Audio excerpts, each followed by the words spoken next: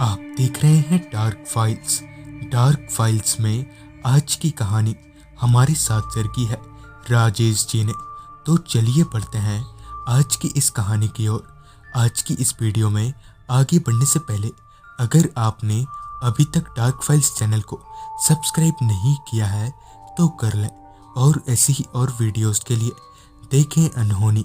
Channel की link आपको नीचे डिस्क्रिप्शन बॉक्स में मिल जाएगी। बिहार के रहने वाले राजेश जी बताते हैं कि बात आज से करीबन 18 से 20 साल पुरानी है।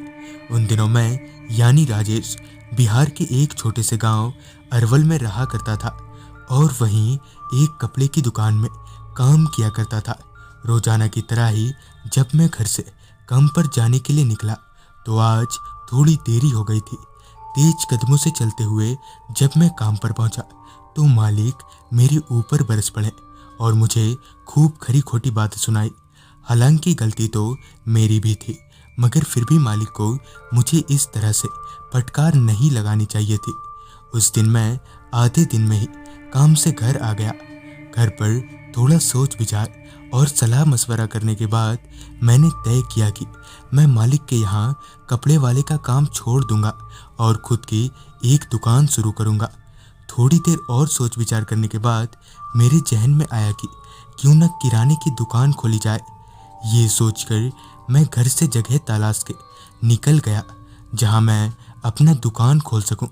थोड़ी देर छानबीन करने के बाद मुझे एक सही सी जगह दिखी, लिहाजा मैंने उस जगह के मालिक से बात की और बहुत ही कम भाड़े में मुझे वो जगह मिल भी गई। सब कुछ सही से हो गया, मगर परेशानी वाली बात तो ये थी कि वो जगह मेरे घर से काफ़ी दूर थी और दुकान से घर के बीच के एक पुल पड़ता था जिसके नीचे का पानी अमूमन सूखा ही रहता है। खैर, दुकान काफ़ी अच्छी जगह में थी और अगर नसीब से दुकान चल गई तो एक बाइक ले लूँगा। ये सोचते हुए मैं घर आ गया। राशन के सारे सामानों को मैंने पहले से ही दुकान में भर दिया था, तो अब बस कल सुबह जाकर मुझे दुकान खोलना था। अगले दिन सुबह मैं जल्दी ही सोकर उठ गया और नहा धोकर नाश्ता करने के बाद मैं काम पर यानी दुकान जाने के लिए रवाना हो गया। कुछ 15 से 20 मिनट के बाद मैं उस पुल को पार करके अपनी दुकान पर पहुंचा और भगवान का नाम लेकर दुकान का शटर खोला। उस दिन दिन भर दुकान में काफ़ी अच्छी ग्राहकी रही। बहुत ही कम वक्त में मैंने ढेर सारे सामान बेच डाले। शाम भी दिन की तरह ही बीती, यानी बहुत अच्छी ग्राहकी में बीती। मुझे तो ये समझ नहीं आ रहा था कि पहले ही दिन ही दुकान खोलने पर इतनी अच्छी ग्राहकी कैसे हो गई, जबकि दुकान अभी तक जमी भी नहीं है। रात के करीबन 8:30 बजे तक दुकान में ग्राहकी रही, मगर फिर उसके बाद जैसे जैसे रात घनी होती गई वैसे ही भीड़ भी कमती चली गई। मगर फिर भी इक्का दुक्का लोग बीच बीच में आ ही जा रहे थे कुछ न कुछ खरीदने के लिए। यहीं कोई 9 सवा 9 बजे के आसपास मैं दुकान बंद करने की तैयारी कर रहा था कि इतने में ही एक आदमी आया और बिस्कुट का एक पैकेट देने को कहा। मैंने अभी उसे बिस्कुट देकर पैसे ले ही रहा था कि इसी बीच एक और आदमी आ गया। मैं अभी उस दूसरे आदमी को सामान दे ही रहा था कि फिर से एक औरत सामान लेने आ गई। ऐसे ही सबको सामान देते देते रात के 10 बज गए और अब मुझे घर भी जाना था। थोड़ी देर के बाद जब मेरी दुकान खाली हो गई तो मैंने फटाफट दुकान में ताला मारा। मैं अभी ताला मारकर खड़ा हुआ ही था कि मुझे पीछे से एक आवाज़ आई, भैया वो सामान चाहिए था।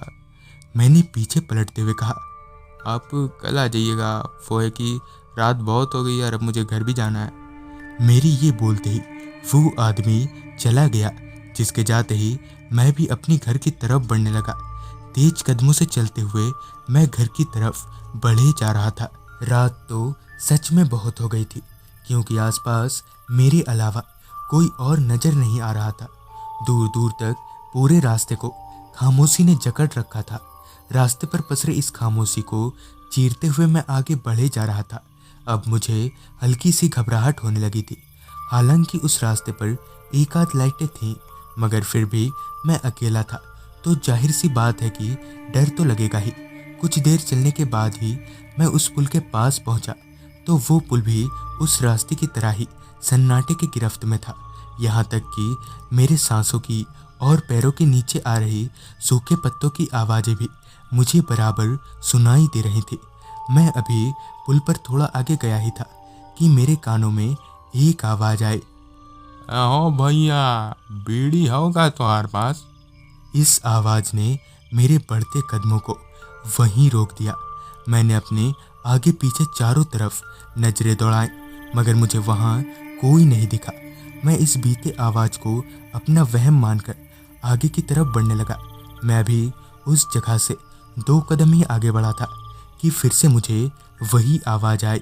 उसी आवाज़ को दोबारा सुनकर मैं थोड़ा सहम-सा गया था। मैंने कांपती आवाज़ में घबराते हुए पूछा, कौन है?